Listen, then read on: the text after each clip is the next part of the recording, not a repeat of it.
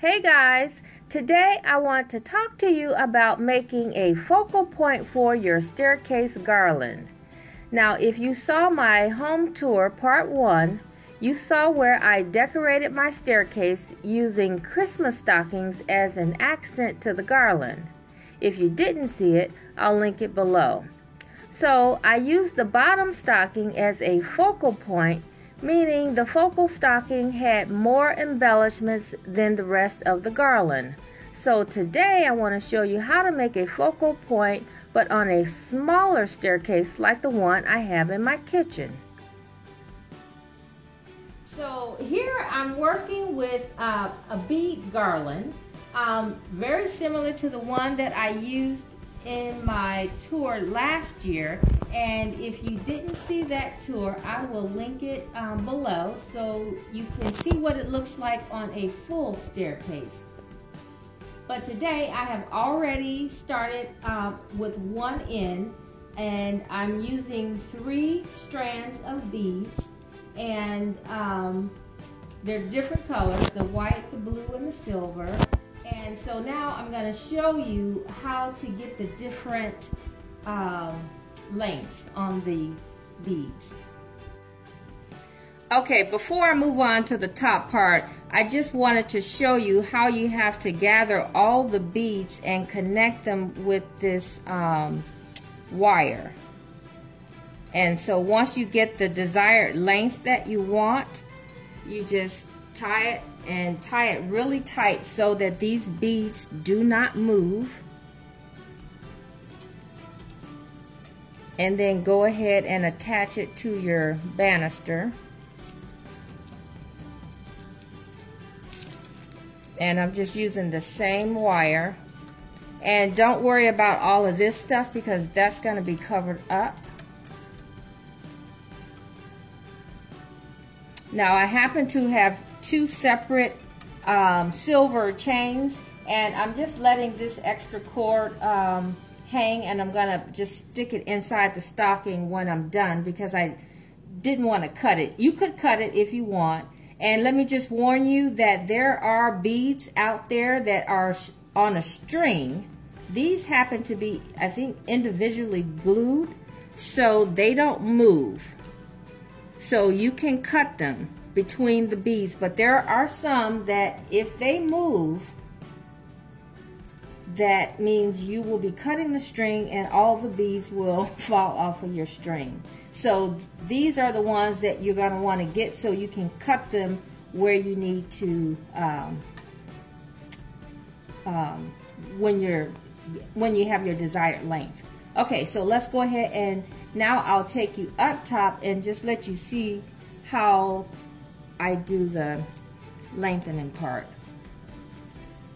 Okay, so now I have the other end, all 3 strands in my hand, and I'm going to show you now how you can shorten or lengthen the other strings. So as you can see, the white is a little tight, and you want to have this side to match as closely to this side as possible, but going up the stairs there's a few more spindles, or it's just a longer distance up, so it's not going to be exactly the same, but you want to make it close. So as you can see, the white on this end is a little tight, so just release it a little bit, and I'm going to rely on my cameraman husband to let me know if I have the right swag or not. More down or up? Okay. Up. Okay. On the white and the blue. Okay. Looks good. Okay. So now that we feel that it looks good, it's about the same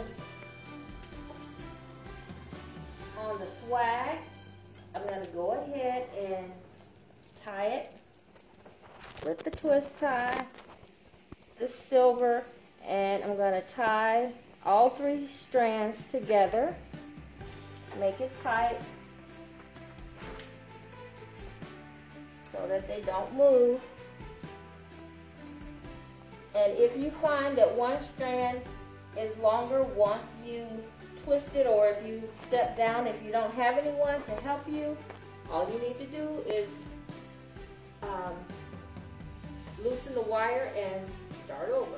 Okay, so I'm going to now attach this one to the top.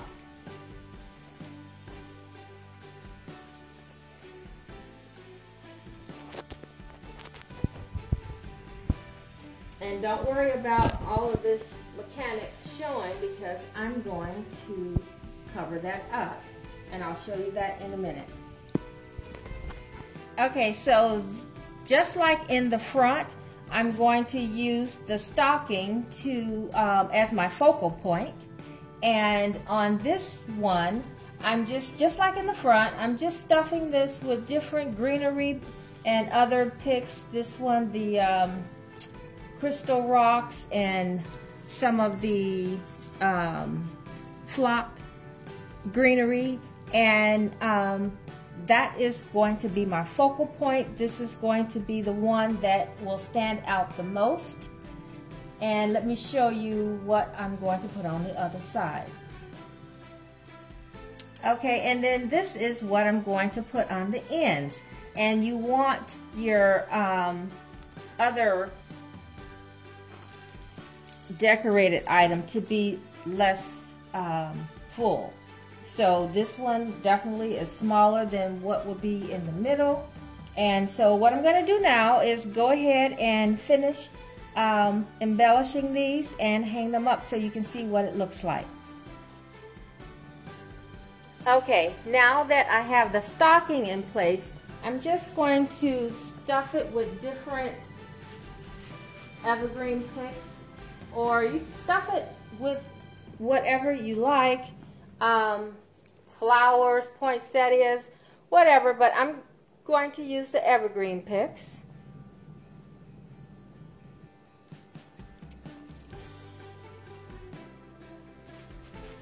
And to keep the shape on the stocking, I just stuffed it with some grocery store bags in the bottom.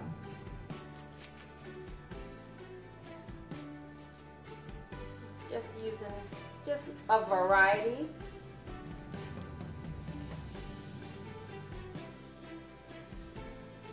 Of picks. And I'll add a few more embellishments and then let you see how it turned out. Okay guys, so this is how it turned out. Smaller pieces on the end and the large piece in the middle as your focal point. Okay guys, so here are some other examples of garland that you can use. And then I wanted to show you on here what I meant about the type of garland that you can't cut. So on this particular garland, you can see where you can move the beads. Obviously you can't cut this garland because all the beads would fall off. But if it's the right length, or if you can hide an end, then by all means use this type. But just wanted to give you some other ideas of different type of garland that can be used. That'll do it for today, and I will see you guys in the next video.